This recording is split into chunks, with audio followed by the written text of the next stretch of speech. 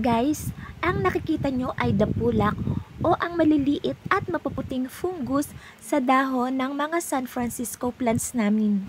Ang dapulak ay isang mapanirang insekto sa ating mga halaman dahil pinakukulot nito ang mga sariwang dahon at nagiging sanhi pa ng panlalagas ng mga dahon at nakakahawa pa sa ibang mga halaman. Hindi siya nakakatuwang tingnan at talagang peste siya sa mga halaman.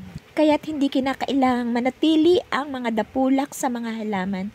Kaya't kailangan itong puksain sa pamamagitan ng pag-spray at paglalason o paglalagay ng insecticide sa mga dahong apektado ng dapulak. Panoorin natin kung paanong ginagawa ang pag-i-spray sa mga dapulak.